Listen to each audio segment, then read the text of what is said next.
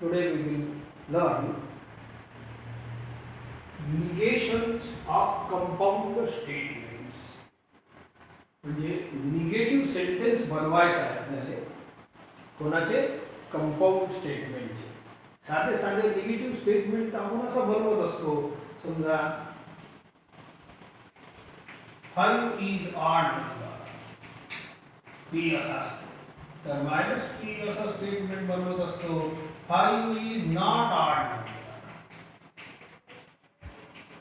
Okay, हे simple negative statement आहे. एखाद्या वेळेला मी असं लिहितो q 5 इज ग्रेटर दॅन 1 असं लिहितो तर याचा निगेटिव्ह सेंटेन्स असं बनते 5 इज नॉट ग्रेटर दॅन 1. म्हणजे हे नॉट आहे की नाही, नॉट लावायचा तर नॉट लावला म्हणजेच निगेटिव्ह बनते.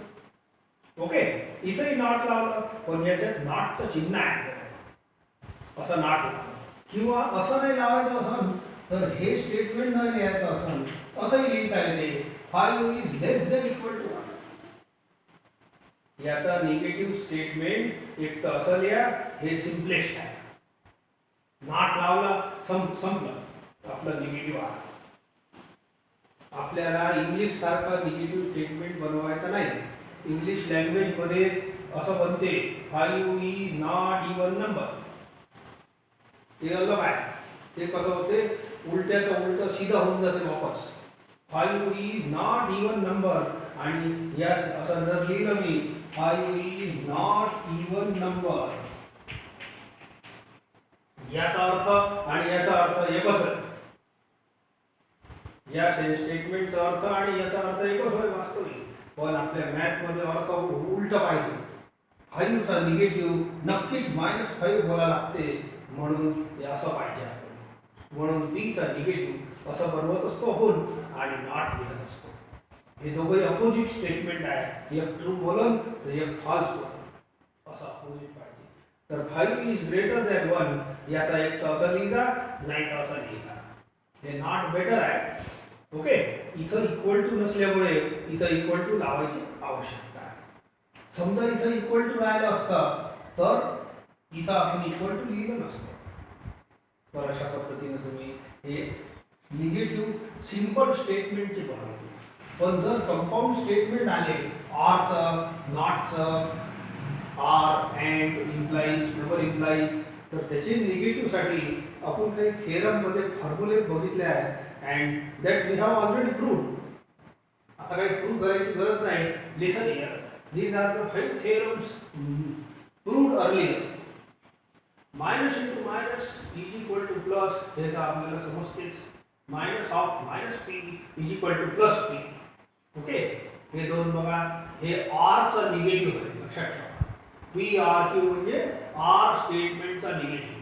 हे अँड स्टेटमेंटचा निगेटिव्ह. हे इम्प्लाइड स्टेटमेंटचा निगेटिव्ह. हे डबल इम्प्लाइड स्टेटमेंटचा निगेटिव्ह. आला लक्षात. बघा फॉर्म्युले पाहून घ्या. Minus of P or Q is equivalent to minus p and minus q. Minus of p and q is equivalent to minus p or minus q. तसं आपण थिअरम मध्ये या दोघांना डी मॉर्गन्स लॉज म्हणून बघितला आहे. D Morgan's law. De Morgan mathematician आहे. Okay, and आता पुढचे दोन minus of p implies q is equivalent to p and minus q. Minus of p double implies q is p and minus q or q and minus p. अशा पद्धतीने तुम्हाला learn तर करावंच लागेल कारण की थिअरम असून हे आपल्यासाठी फॉर्म्युले आहे. आता याच फॉर्म्युल्यांचा वापर करून आपण काही प्रॉब्लेम निगेशनचे करणार आहे. त्यापूर्वी हे कसे लक्षात ठेवायचे हे थोडक्यात सांगतो. लिसन, हे बघा पहिले minus of P or Q. एक काम करा, असं समजा एक्सप्रेशन आला आपण मायनसची काय करू या याले याले याले तिघांना मल्टिप्लाय करा. बोलो माइनस पी दिसते माइनस क्यू याले करजा याले करजा. जसं प्लस राहिलं तर प्लस इंटू मायनस करताच की नाही. मग तसंच याले करा तर मायनस याचा केलं तर हे उलटा होऊन जाते. माइनस तसं उलटा करायचंच काम करते. तर minus of this quantity or is add होते, लक्षात ठेवा. तर तिघांना मायनसशी मल्टिप्लाय केलं तर पर्याय फॉर्म्युला लक्षात राहते तुमच्या. आता यालाही तिघांना मायनसशी मल्टिप्लाय करा, मायनस पी मायनस क्यू आणि याले मायनसशी मल्टिप्लाय करा, हे उलटा होऊन जाते. उलटा म्हणजे आर होऊन जाते. And thus we can remember these two formula. आता हे दोन फॉर्म्युले सारखे सारखे आहे तर कसे लक्षात ठेवायचे पहा. तर हे एक तर पाठ करूनच घ्या. Minus of P implies Q is equal to P P असंच लिहायचं अँड याचा मायनस लिहायचं. हे लर्न करा. आता हे याच्या बेसिस हेवाला याच्या बेसिसवर आहे. तर हे डबल इम्प्लाइज मध्ये तुम्हाला सांगितलं आहे याच्यात दोन इम्प्लाइज असते. ऐका, एक असं म्हणून दाखवतो. बोलो पी इम्प्लाइज क्यू झालं की नाही. हे झाला म्हणजे हे झालं. मग याचं निगेटिव्ह एवढं आहे म्हणून एवढं लिहिलं आहे, पाहून घ्या. पी इम्प्लाइज क्यू चा निगेटिव्ह लिहिलं आहे. पहिला अक्षर तसंच ठेवायचा अँड मायनस ऑफ सेकंड. आता याच्यात डबल इम्प्लाइज असते. पहिले पी असं जाते मग क्यू असं जाते. समजले का. मग याचा मायनस लावा, मायनस आहे. ठीक आहे. मग बोला पहिला अक्षर तसंच ठेवायचा. इम्प्लायचा फॉर्म्युला काय मायनसचा, पहिला लेटर तसंच ठेवणे अँड मायनस ऑफ दुसरा म्हणजे पी. तर हे पहा हे लिहिलं आहे आणि दोन्ही अँड आहे. बिचारा आर लावून काहीतरी change and remember this formula also. This is minus of or negation of double implication. तर हे 5 फॉर्म्युले तुम्हाला आत्ताच नुकताच वापरायचे आहेत. So let us see the use of this formulae in the to find negation of compound statements. आता problems exercise 3 मध्ये सापडला आहे. Write the negations of the following statements. चला बघा. First statement, I go to the college or I go to a movie. ठीक आहे. हे R चं स्टेटमेंट आहे. मी एक काम करतो, याले पहिले याले पी मानतो, आर याले क्यू मानतो, म्हणजे आपलं स्टेटमेंट काय बनलं पी आर क्यू. ठीक आहे. तर असं थोडीशी सुरुवात करतो. Let P stands for I go to the college. Q stands for I go to a movie. Okay. Therefore, given statement is P R Q. Okay. हे नंतर घेऊ. चला पहा. तर दिलेला स्टेटमेंट काय झाला P R Q.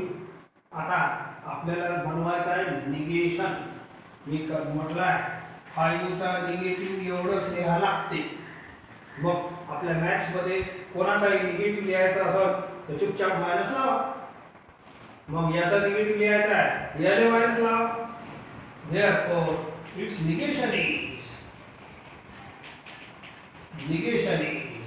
Minus of, पण ब्रॅकेट लावला पुऱ्याचा निगेटिव्ह, एकाचा निगेटिव्ह आहे.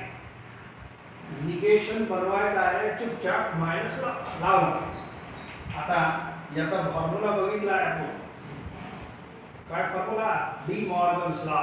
मायनस शी मल्टिप्लाय करा. आता लिहिलेलं आहे नुकताच minus P and minus Q. आहे का फॉर्म्युला असा De Morgan's law P or Q is equivalent to minus P and minus Q.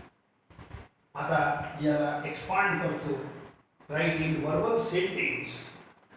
तर मायनस पी याचा मायनस पी तयार करा. I go to the college P होय तर I do not go to the college. Right the sentence of minus P. I do not go to the college. मग मला and लिहायला and. आता minus Q चा sentence लिहा. तर minus Q चा सेंटेन्स किती होते I do not go to a movie. I do not go to a movie. is the negative statement of the given statement हे लाईन.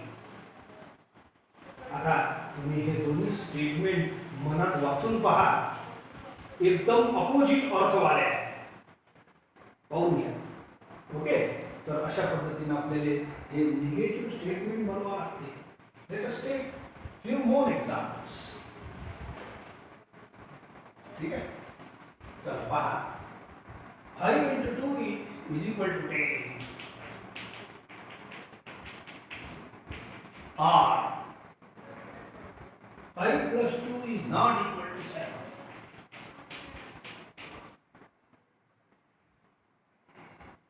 ही आर वाला statement है. मी एक काम करेन, याला पी मानतो, आर याला क्यू मानतो, तर आपला स्टेटमेंट काय बनणार? P or Q. तर सध्या पहिले लिहून घेतो. Let P stands for 5 into 2 is equal to 10 and q stands for 5 plus 2 is not equal to 7. तर गिवन स्टेटमेंट म्हणजे हे पुरा. तर हे पुरा काय करते? द गिवन स्टेटमेंट इज एवढं पी आर. आणि आपला प्रश्न आहे निगेशन बनवा. तर निगेशन साठी मी सांगितलं आहे जास्त हेडेक घ्यायचा नाही, याला मायनस साइन लावली. ओके, लावलं. So therefore, and you apply the formula, this one. Minus c दोघांना मल्टिप्लाय करा, मायनस पी मायनस पी. आणि यालाही करा, साइनलाही करा लागते मॅथ्स मध्ये. तर याला अपोजिट होऊन जाईल. and then you expand it. Minus P चा सेंटेन्स बनवा. हे आहे पी, तर मायनस पी कसं होईल? 5 into 2 is not equal to 10. जिथं नॉटचा सिम्बॉल आहे तसं मग सिम्बॉल बनवायचा, काही हरकत नाही. इथं मी सिम्बॉल बनवलं नॉटचं, मग नॉट शब्द लिहायची गरज नाही. मग मधातली अँड मायनस क्यूचं स्टेटमेंट बनवा. मायनस क्यू, तर याचा minus. 5 plus 2 is not equal to 7. तर याचा नॉट काढा लागेल, तेव्हा निगेटिव्ह होईल. नॉट नसन तर नॉट लावायचा, नॉट असन तर नॉट काढा लागेल. 5 plus 2 is equal to 7. So this statement is called negative statement of this given statement. Okay, तर अशा पद्धतीनं आणखी लोक हे आर चे फॉर्म्युला सांगायचे.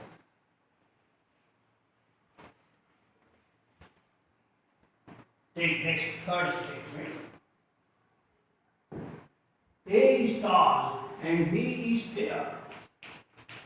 A is tall and B is fair. हे and चा स्टेटमेंट होईल. याला मी P मानतो and याला Q मानतो. सर सगळ्यात पहिले एक काम करू, तर सिम्बॉल बदलून घेऊ थोडंसं. Let P stands for A is tall and Q stands for B is fair. Okay, so given statement is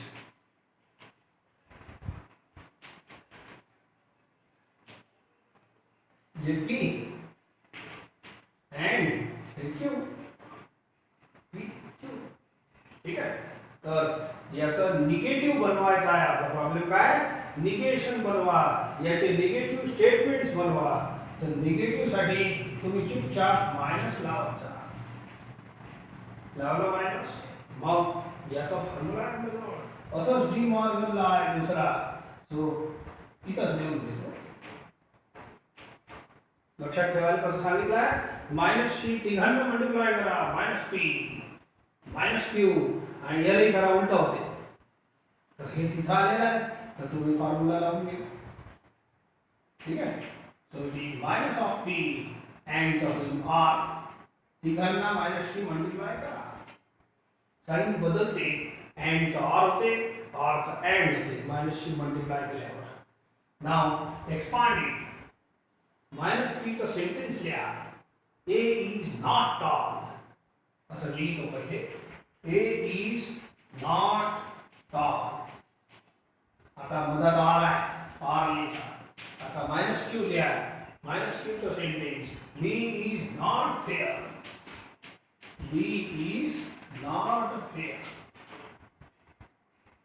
Okay, this is the answer. This is the negation of given sentence or given statement. Okay, चला पहा आणखी मस्त मस्त आहे. ठीक आहे. 7 minus 3 is equal to 4. चौथा 7 minus 3 is equal to 4 and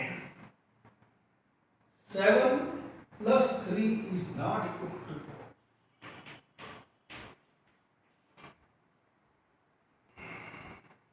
7 minus 3 is equal to 4 and 7 plus 3 is not equal to 4. हे एंडचा स्टेटमेंट होय. याले तुम्ही p मानला, याले q मानला, तर p and q असा स्टेटमेंट मानणार. म्हणून घेऊ. तर 7 minus 3 is equal to 4 and 7 plus 3 is not equal to 4. जे काही लिहिलं आहे आपल्याला याचा अर्थ नाही लावायचा सध्या. आपला प्रश्न आहे निगेटिव्ह लिहा, तर याच्या जागेवर p लिहितो and याच्या जागेवर q लिहितो असं बनते. आपल्याला निगेशन बनवायचं आहे. क्वेश्चन पहा, फाइंड द निगेशन. निगेशन बनवायचं आहे. बनवू राईट मायनस साइन आणि मायनस ची तिघांना मल्टिप्लाय करा. आपला फॉर्म्युलाच लावाच लागतो. आपलं पूर्ण मॅथमॅटिक्स फॉर्म्युला बेस्ड आहे. तर आता फॉर्म्युला लावा, याचा एक्सपान्शन करा. मायनस p याचं निगेटिव्ह स्टेटमेंट बनवा. 7 minus 3 is equal to 4 आहे ना, नॉट लावू द्या. तर हे झाला निगेटिव्ह ऑफ p. मधात r लिहा. मायनस q याचा मायनस बनवा. 7 plus 3 is not equal to 4 आहे, नॉट काढून घ्या. 7 plus 3 is equal to 4. That's all. हे झालं आपला आन्सर. Negation answer. निगेशन कोणाचा? दिलेल्या स्टेटमेंटचा. ओके, चला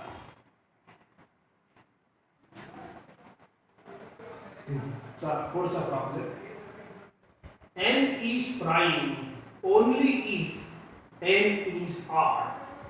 ओके, तर हे बघा, मी काय करतो, याले p मानतो, याले q मानतो. तर हे असं सेंटेन्स बनणार. p only if q असं बनणार. p only if q. p याले मानतो, लिहिला आहे. ओके, q याले मानतो. The total statement becomes p only if q. पण only कोणता असं स्टँडर्ड असं करेक्टिव्ह आपल्या रेग्युलर भाषेतला नाही आहे. पण p implies q चे डिफरंट फॉर्म्स तुम्हाला लिहून दिले आहे कधीतरी, तर ते वापरायचे आहे. p implies q चे डिफरंट फॉर्म. त्यात खूप सारे फॉर्म होते. एक तर मुख्य फॉर्म आहे if p then q. हे तर रेग्युलर आहे. हे सुद्धा आहे. याच्यातलं हे फॉर्म आहे. p implies q चा फॉर्म आहे. याची पर्यायी भाषा आहे. याची पर्यायी भाषा आहे. सो याचे दोन चार डिफरंट फॉर्म सांगतो मी. एक हे होतं p only if q. दुसरं होतं p only if q, q if p. तीसरा p is sufficient for q. q चौथा q is necessary for p. असे वेगवेगळ्या भाषेत हे स्टेटमेंट बोलले जाते. स्टेटमेंट हेच आहे, परंतु अलग अलग भाषेत आपण असं असं बोलत असतो. ओके, तर हे झाला. हे आपल्याला कळलं पाहिजे की हे p implies q आहे. तर दिलेलं स्टेटमेंट काय झालं मग? p implies q. मग याचा निगेशन लिहितो. It's negation is, it's negation is. Negation साठी काही नाही, मायनस लावून द्या. निगेशन फक्त मायनस लावा. दिस गिव्स यू निगेशन. वर ब्रॅकेट नाही, ब्रॅकेट लावा लागेल. पुऱ्याचा निगेशन लिहून राहिलो. अँड याचा फॉर्म्युला शिकवला आहे तुम्हाला. Minus of p implies q. आताच्या ॲडमध्ये लिहून दिलं होतं. It is p and minus. फॉर्म्युले तो वापराच लागल. आपलं ग्रामर, याचा जो ग्रामर आहे निगेशनचा, तो याच्यावर बेस्ड आहे, फॉर्म्युल्यावर. ओके, तर दिस इम्प्लाइज. आता p चा सेंटेन्स लिहा. n is prime. मधात अँड ना. आता मायनस q चा सेंटेन्स लिहा. Minus q. N is not odd. N is not odd. This completes this sentence. संपलं. तर या स्टेटमेंटचा निगेटिव्ह हे बनते हळूहळू या पद्धतीने केलं तर रॉंग नाही होणार. ओके, एखादा आणखी घेऊ. x is real if x is rational. x is real if x is rational. Okay, चला पहा. आता हे जो सेंटेन्स आहे आपलं रेग्युलर स्टेटमेंट याचा जो असते ना इफ पी देन क्यू असते. इरेग्युलर भाषेत आपण हे अशा भाषेत आपण बोलू शकतो. तर ही जी भाषा आहे की आपली मधात इफ आलेला आहे तर मधात इफ असं आहे याच्यात उलटा आहे. असं मी बोलत असतो हे सीधा माणूस आहे तर हे शीर्षासनवाला माणूस आहे. माणूस तोच आहे, हेच माणूस आहे पण शीर्षासन केला आहे. क्यू आधी लिहिला आहे, पी नंतर लिहिला आहे. दिसतंय का बरोबर. तर याच्यात उलट जरी आहे पण हे स्टेटमेंट क्यू इम्प्लाइज पी नाही, हे मला पी इम्प्लाइज क्यू आहे. डिफरंट फॉर्म मध्ये शिकवलं आहे. तर हे जो दिसते आपल्याला स्टेटमेंट मी याला क्यू मानतो, याला पी मानतो. तर बघा क्यू इफ पी असं सेंटेन्स दिसते तुम्हाला आणि हे स्टेटमेंट तुमचं हेच बनते परत डिफरंट फॉर्म मध्ये.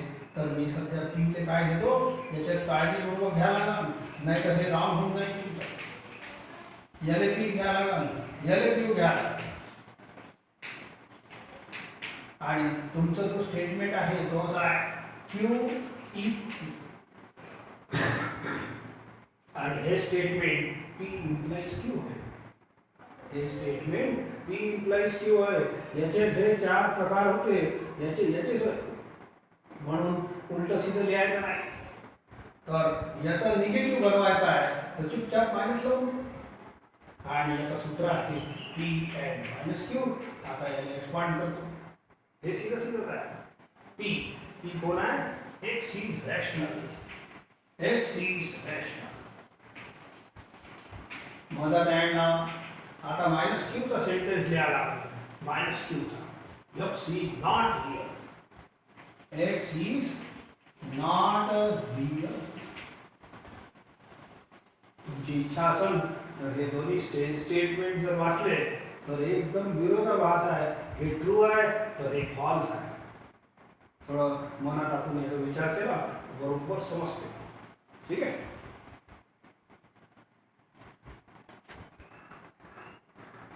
नेक्स्ट स्टेटमेंट लिखो a plus b whole square is equal to a square plus b square if and only if ab is equal to 0. हे तुमचं डबल इम्प्लाइजचं स्टेटमेंट आलेलं आहे. Double implies. ओके, याला मी p मानतो आणि याला q मानतो तर बोला p डबल इम्प्लाइज q झाला. तर गिवन स्टेटमेंट काय बनणार आहे आपलं p डबल इम्प्लाइज q. तर सध्या p याला माना लागेल ना आपल्याला. p याला p मान a plus b whole square is equal to a square plus b square. q is equal to ab is equal to 0. Okay, चला असं मानून घेतो. अँड गिवन स्टेटमेंट आहे p डबल इम्प्लाइज q. याचं negation लिहायचं आहे. निगेशनला फक्त मायनस लावणे. असं मायनस लावला तर निगेशन बनते. आता याचाही फॉर्म्युला लिहून दिला आहे आजच्या चार्टमध्ये सकाळचा. ओके, सो असा आहे P and minus Q or Q and minus. लक्षात तर ठेवाच लागेल. ओके, आता याचं एक्सपान्शन करा. पहिले पीचं स्टेटमेंट लिहा. पीचं स्टेटमेंट हे होय जसं आहे तसंच लिहा.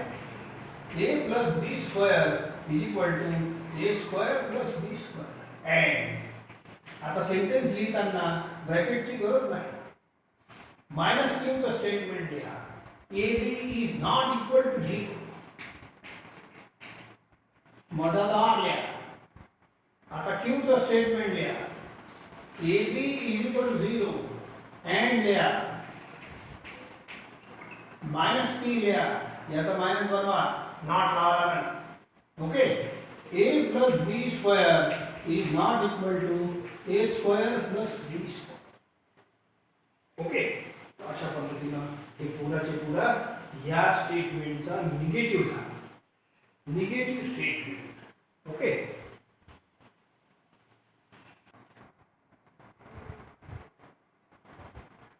if it rains heavily, then the lectures are cancelled, but the students do not go home. असं स्टेटमेंट. ठीक आहे, तर बघा, इफ देन दिसते सर्वांना. इफ देन म्हणजे इम्प्लाइज नाही, इफ देन म्हणजे इम्प्लाइज, आणि एक बट याला विचार. बट म्हणजे आपलं अँडचं काम करते, माहिती आहे. तर एक काम करतो मी, थोडंसं हे स्टेटमेंट तोडताना असं तोडतो. ह्या स्टेटमेंट हे इफ देन तर लावा लागेल ना, हे इम्प्लाइज. याले पी मान, कोणाले P. It rains heavily, it rains heavily. Okay, Q घेतो आता, या देनच्या नंतरच्या सेंटेन्सला क्यू घेतो. द लेक्चर्स आर कॅन्सल्ड इथपर्यंत. कारण की बट आहे ना, प्रत्येक सिम्बॉलचं मान तर ठेवाच लागतं. बट म्हणजे अँड होते, म्हणून या स्टेटमेंटला 3 भागात तोडतो. हे पी, हे क्यू, अँड पर्यंत. अँडच्या नंतर याने मानतो आर. ठीक आहे, पहिले मी एवढं लिहून घेतो. The lectures are cancelled. हे झाला क्यू इथपर्यंत. इथून आर चालू करतो. तर or, the students do not go home. Okay, चला आता हेच, हे जे स्टेटमेंट आहे याच्या जागेवर पी क्यू आर पुट करा. हे झाला पी, हे झाला इम्प्लॉईज.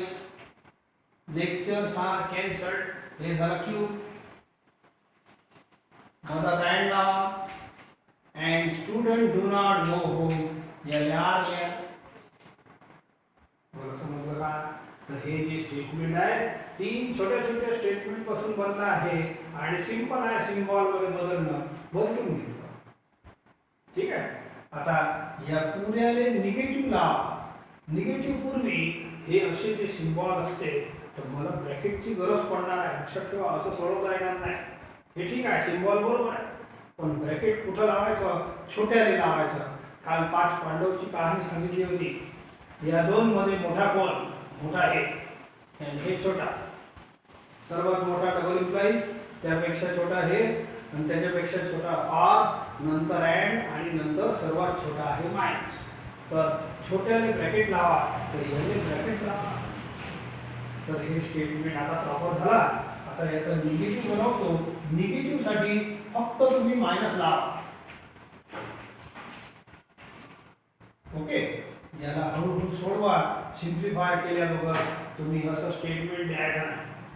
चला, आपल्याजवळ आता फॉर्म्युला शिकवला आहे. Minus of P implies Q is equal to P and minus Q.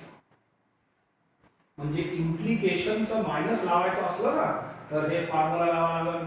पहिला लेटर तसंच लिहायचा, अँड दुसऱ्याचं निगेटिव्ह लिहायचं. पहिला लेटर तसंच लिहायचा, अँड दुसऱ्याचा निगेटिव्ह. पहा, मी लिहितो पहिला अँड दुसरा म्हणजे पुरा ब्रॅकेट आहे दुसरा. हे क्यू आहे माझ्यासाठी, दुसऱ्याचा निगेटिव्ह.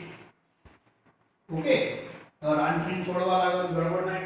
आता हे अँड आपलं डी मॉर्गन लावणार. Minus of Q and P and Q. याचा फॉर्म्युला आहे मायनस ची घ्यायला मल्टिप्लाय करा. आहे का? मायनस पी याले करा आर होते, आणि मायनस क्यू. तर याले असं करा लागेल. This is De Morgan law. आजचेच फॉर्म्युले आहे. Minus Q or minus R असा पी आहे. आता तुम्ही स्टेटमेंट सेंटेन्स मध्ये बदलून घ्या. हे सिम्बॉलिकल आहे.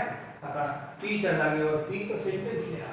It rains heavily, it rains heavily, and minus Q चा सेंटेन्स लिहा.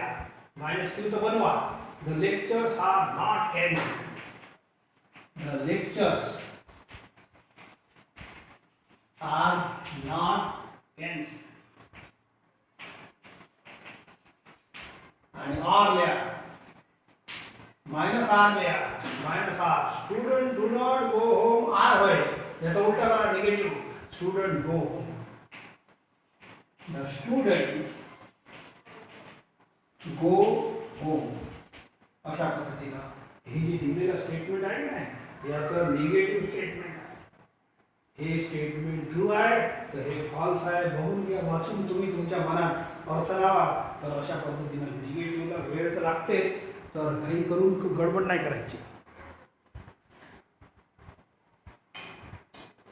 आता थोडीशी वेगळे टाईपचे हे statement some professors are sincere in their work दुसरा आहे all students are hard working असे सम आणि ऑल शब्द आलेले आहेत तर आपले जसे इंग्लिशमध्ये अपोजिट वर्ड्स असतात तसे आपल्याकडे घ्या जर ऑल आला याचा अपोजिट वर्ड आहे सम आणि वर्ब सोबत नॉट लावायचं सम नॉट आणि सम शब्द आला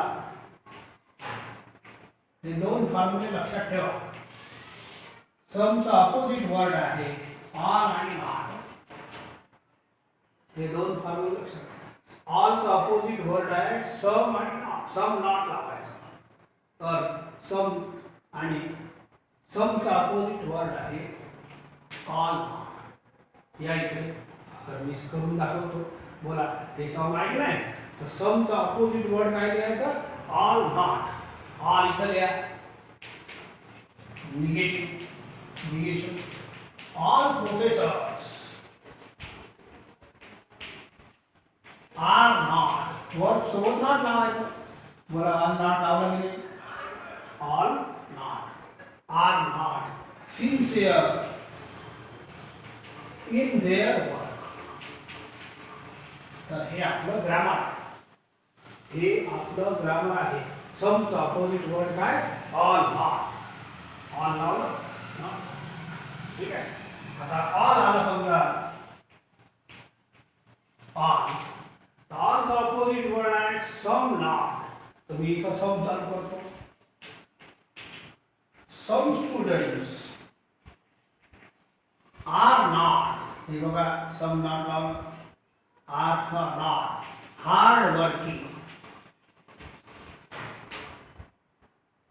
ठीक आहे इट इज व्हेरी सिंपल हे बघा समचा अपोजिट वर्ड ऑल नॉट आणि ऑलचा अपोजिट वर्ड आहे सम नॉट सम नॉट आता हे थोडेसे बोलून सांगून देतो तुम्ही लिहून घ्या हे बघा ऑल आहे नाही ऑल आहे तर याचा अपोजिट वर्ड आहे सम नॉट इथं सम पासून चालू करा सम इक्विलॅटरल ट्रायंगल्स आर इथं नॉट लिहा आर नॉट आयसोसेलेस हे लिहून घ्या मग सम नॉट लावलं नाही ऑलचा अपोजिट आता हे स्टेटमेंट सम वाला आहे सम कंटिन्युअस फंक्शन्स आर डिफरन्शिएबल तर समचा अपोजिट वर्ड हे लावा ऑल नॉट समच्या जागेवर ऑल लिहिला आणि वर्ब सोबत नॉट लावलं जर all continuous functions are not differentiable अशा पद्धतीनं व्हेरी इझिली कंप्लीट करता येते तर हे दोन फॉर्म्युले आणखी निगेशनसाठी ॲड करा ओके याच बेसवर आणखीन एक दोन आहे ते घेतो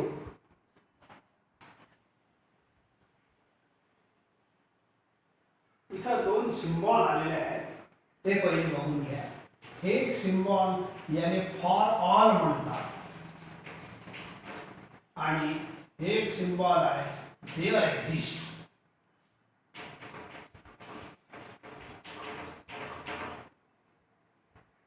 ठीक आहे याला असं वाचायचं सिम्बॉल आहे ग्रीक अल्फाबेट आहे there exist X belongs to R such that x square is less than x. A real number है, a natural number. There exists x belong to n such that n square is equal to n.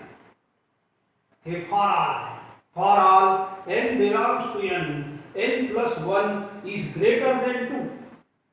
हे तसंच आहे for all आता आहे मागच्या वेळेस हे for all म्हणजे काही नाही, हे फॉर ऑल म्हणजे ऑलच होय. मागच्या आताच ऑल शिकवलं की नाही. तर देअर एक्झिस्ट म्हणजे सम साठी वापर, सम शब्द. तर हे दोन्ही सिम्बॉलिकल शब्द आहे. हे फॉर ऑल म्हणजे ऑल साठी आणि हे सम साठी. तर आपण याचे अपोजिट वर्ड सुद्धा लक्षात ठेवा. कसे? फॉर ऑलचा अपोजिट वर्ड आहे देअर एक्झिस्ट आणि नॉट. आणि दुसरा फॉर्म्युला लक्षात ठेवा, देअर एक्झिस्टचा अपोजिट वर्ड आहे फॉर ऑल अँड नॉट. बघा यूज सांगतो मग समजेल तुम्हाला.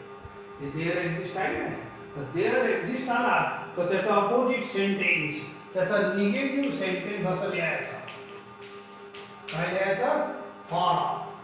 देअर एक्झिस्टचा opposite word for all. For all x belongs to R. याच्या जागेवर काय लिहायचं? For all. आणि एखाद्या वर्ब सोबत नॉट लावा. x square is not असं लावायचं. मस्त आहे. नाही तर ग्रेटर दॅन इक्वल टू लिहिता येते, पण ते कन्फ्युजन होते. नॉट लावलं म्हणजे चिंता नाही. ठीक आहे, ऐका. आणि हे सच दॅट कोण नाही लिहिलं, हे देअर एक्झिस्ट जेव्हा जेव्हा राहते ना, तर याच्या सोबतच सच दॅट राहते. देअर एक्झिस्ट सोबतच सच दॅट राहते, लक्षात ठेवा. तर हे याला अटॅच वर्ड आहे. जसं no sooner than, as soon as, हे जसे अटॅच असतात तसं हे आहे इफ देन. तर हे याचा अटॅच शब्द आहे. हे एकच आहे. देअर एक्झिस्ट सोबतच सच दॅट अटॅच असतो. तर हे आणि हे एकच होय. तर हे देअर एक्झिस्ट चाललं गेलं तर त्याच्या जागेवर काय आलं? For all. It is opposite word. हे लिहा आणि नॉट लावा. फॉर ऑल आणि नॉट. एक उदाहरण आणखी घेतो पहा. Negation. There exist opposite word आहे for all. N belongs to N. There exist सोबतच सच दॅट असतो. तर हे आपोआप गायब होते. आता नॉट लावा.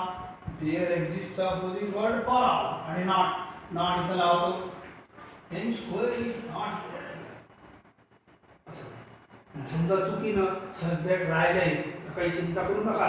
You follow this formula. You follow this formula. याचा अपोजिट वर्ड देअर एक्झिस्टचा फॉर ऑल नॉट असं. आता फॉर ऑलचा अपोजिट वर्ड ते उलटा. फॉर ऑलचा अपोजिट वर्ड आहे देअर एक्झिस्ट नॉट. मी लिहितो there exist N belongs to N. ठीक आहे. देअर एक्झिस्टची शेपूट आहे, हे राहतेच. देअर एक्झिस्ट आला ना, इथं सच दॅट लिहिलं तर बरं. एखाद्या वेळ विसरले हे शब्द तर चालते.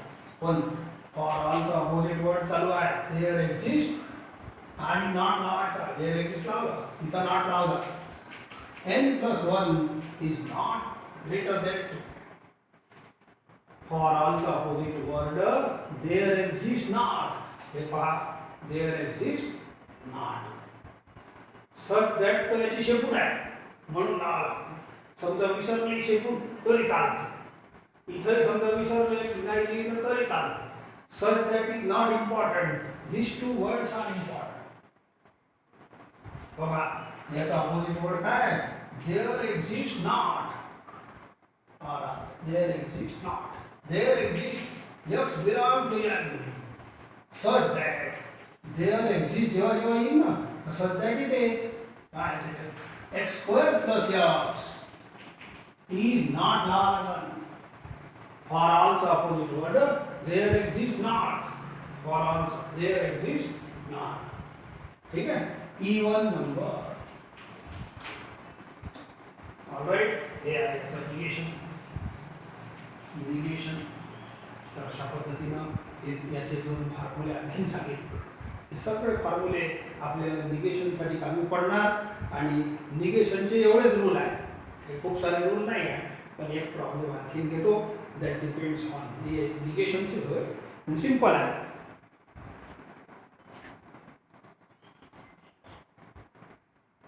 Write the negations of the following.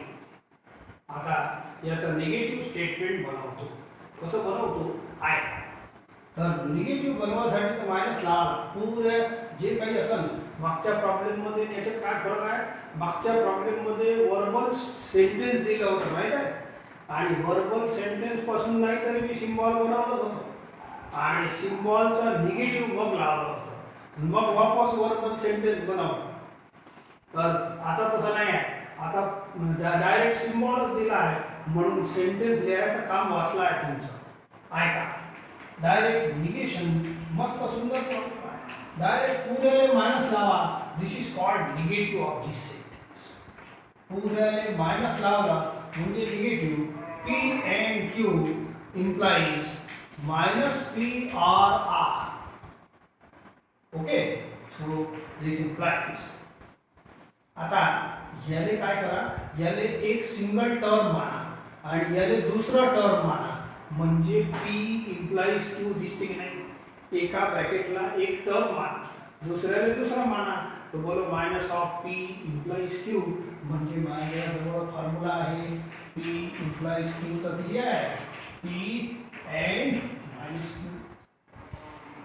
Okay, याले p माना, याले q माना आणि हे फॉर्म्युला पहिला लेटर तसंच लिहिले. ओके, अँड दुसऱ्याचा मायनस.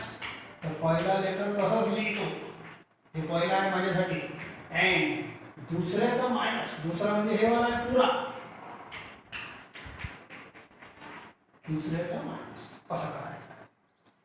आणखीन सोडवतो. p and q and आता इथं मधात r आहे.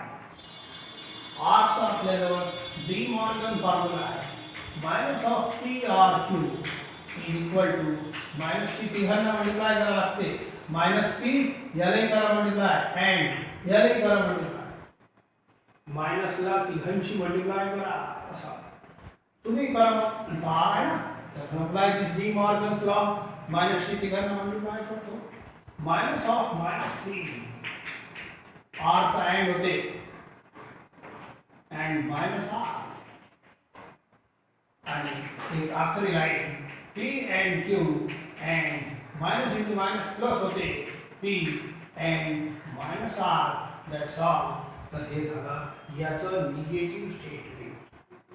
मागच्या प्रॉब्लेम पेक्षा सोपं जाते, मागच्या प्रॉब्लेम पेक्षा हे सोपं जाते. झाला प्रॉब्लेम खतम.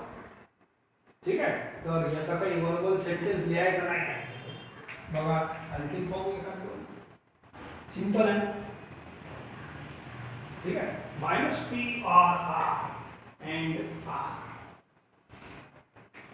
माइनस पी और आर एंड आर नहीं हे क्यू आहे, सॉरी. तर याचं निगेशन बनवायचं आहे. हे मागच्या प्रॉब्लेम पेक्षा सिंपल आहे. फक्त तुम्हाला हे 5 फॉर्म्युले लावून सोडवायचं. पण केव्हा कोणते सोडवायचे, थोडे थोडे असते छोटे छोटे प्रश्न. ऐका, पुऱ्याले मायनस लावा. हे मायनस नाही, पुऱ्याले मायनस लावा. It is called negative statement. Okay, आता इथं जे ब्रॅकेट असतात की नाही, याले सिंगल सिंगल टर्म मानायचं म्हणा. तर सध्या मी काय म्हणतो, minus of P and or असं मानतो. Minus of P and or असं मानतो. And look here, minus of हे असं फॉर्म p and q तर किती आहे, मायनसला तिघांशी मल्टिप्लाय करा. मायनस p याला त्याला r होते आणि मायनस q. याले कंप्लीट एकच स्टेटमेंट माना.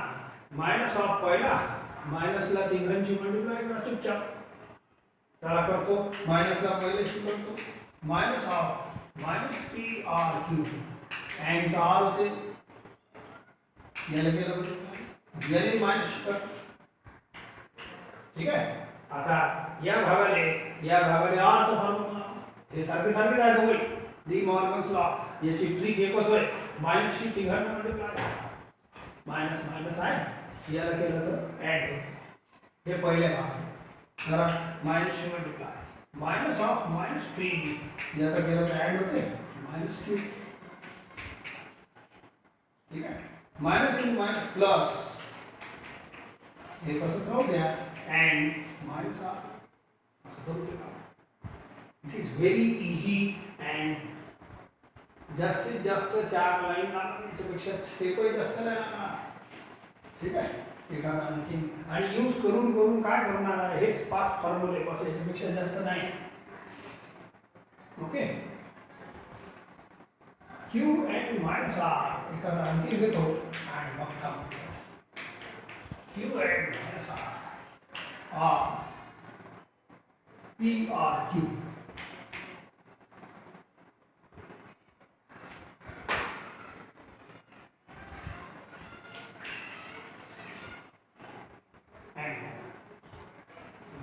Q and minus R R P and Q. आपल्याला या स्टेटमेंटचं निगेशन म्हणजे निगेटिव्ह स्टेटमेंट बनवायचं आहे. तुम्ही पुऱ्याले मायनस लावा, this is called negative statement. पुऱ्याले मायनस लावा तर this is negative statement. Okay, आता ब्रॅकेटला एक लेटर मानायचा P आणि याले माना Q असा. याले माना P, याले माना Q. काय दिसते पहा, minus of P or Q असं दिसते. तर हे फॉर्म्युला लागेल. फॉर्म्युला आपल्याला दिसलं पाहिजे डोळ्याला, हे फॉर्म्युला लागणार आहे, तेव्हाच तर मॅथ्स येईल. तर मायनसशी तिघांना मल्टिप्लाय करा. मायनस मायनस याचा ॲड करूया. याले माना P, याले मायनसशी मल्टिप्लाय करा. याले करा ॲड आरचा ॲड याले मायनस करा. हे क्यू आहे माझ्यासाठी.